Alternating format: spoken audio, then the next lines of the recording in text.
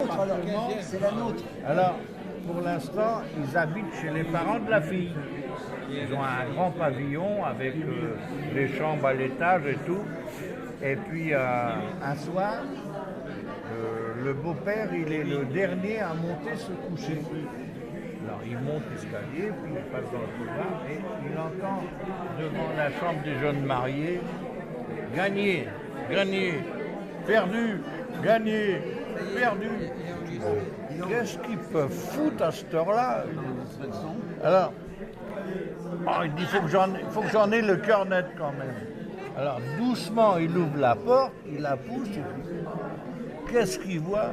Il voit son gendre allongé sur le lit, sur le dos, et sa fille avec des gros anneaux de rideau. Ah, quand même. Le lendemain, c'est le lendemain, c'est le gendre qui est le dernier à monter se coucher. Alors, il passe devant la chambre des beaux-parents, puis il entend gagner, perdu, gagner, perdu. Il dit, le beau-père du tout. Oh, il dit non, c'est pas possible. Il dit, faut que j'en ai le cœur net. Alors, doucement, il ouvre la porte, il regarde, et puis, qu'est-ce qu'il voit? Il voit la belle-mère allongée sur le lit, sur le dos, et le beau-père avec des billes.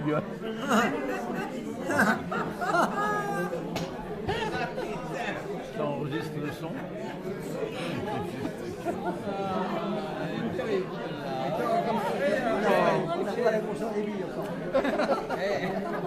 Il faut pas pleurer après un truc aussi gai. Alors, j'en reviens à la jeune mariée aussi. Là. Alors, c'est la jeune mariée qui passe la dernière année avec son. Avant de se marier. C'est son père qui l'apprend pour dire ma fille. Hein, tu fais bien attention à ce qui va t'arriver parce que tu sais que si jamais ça ne va pas, moi je suis là pour t'aider, tu comprends? Je serai même derrière la porte.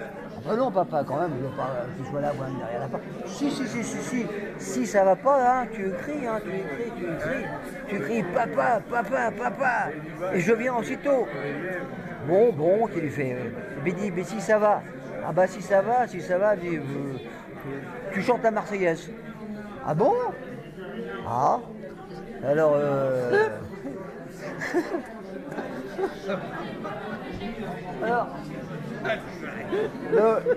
la nuit de noces arrive, hein, il est minuit, quoi, puis alors le père, il tient plus en place, il est derrière la porte, hein, puis tout d'un coup, il entend sa fille qui fait « Papa, papa, papa, oui ma fille, papa, papa, papa, papa, papa. » C'est mignon.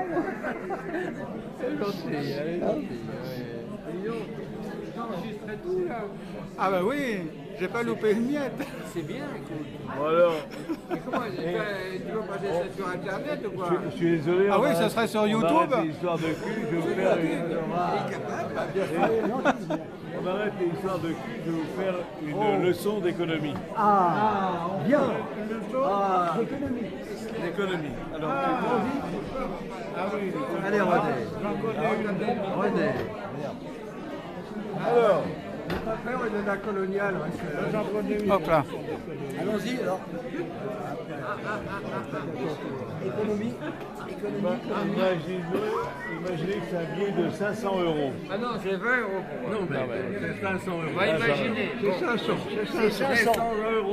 Vous Il est savez, violet. vous savez que dans les 10 premières années du 21e siècle, la 5e République, on a instauré les villages verts et ont développé pour l'économie les vacances au village vert, etc.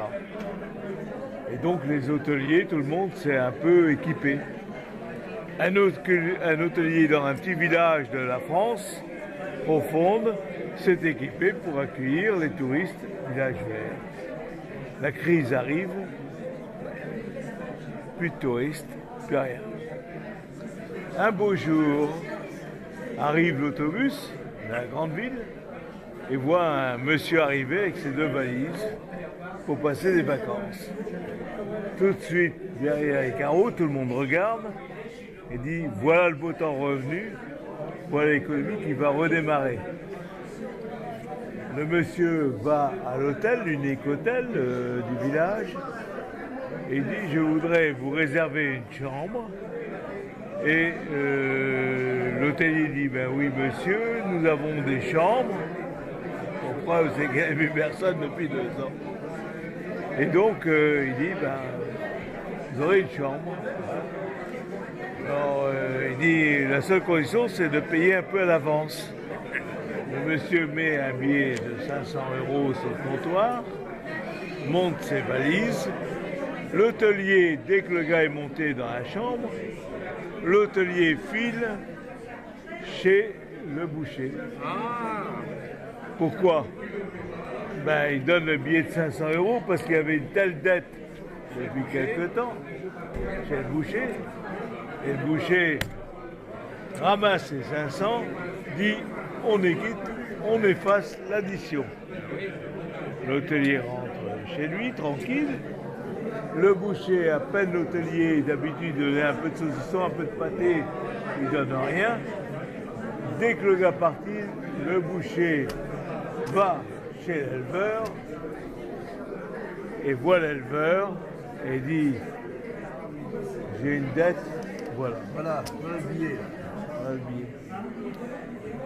L'éleveur dit impeccable, l'économie redémarre, tu rembourses la dette et ça va marcher. Oui, parce que les touristes arrivent. Et puis d'habitude, ils buvaient la gnôle, etc. Et l'éleveur, ben, ce jour-là, pas de gnôle, rien du tout, très pressé. L'éleveur Va porter le billet chez la pute du village. de service. Dit, j'avais des dettes vis-à-vis de toi, voilà, on peut reprendre l'économie, ça marche. Je paye mes dettes. Il a dit, mais ça a effacé la dette, mais maintenant c'est paiement comptant, il ne peut plus. Il retourne chez lui, à peine parti, la pute prend le billet, va voir l'hôtelier, et dit, toutes les chambres que je t'ai louées et que je t'ai pas payé, voilà. Elle remet le billet de 500 € sur le comptoir de l'hôtelier. L'hôtelier redescend. Au même moment, le touriste descend avec ses 2 valises, dit « Monsieur, vous êtes un escroc, votre hôtel est absolument dégueulasse et pas entretenu, je reprends mon billet et je m'en vais. » Ben, c'est comme ça qu'on a réglé la dette de l'Europe, en faisant tourner la dette. Et tout le monde est réglé.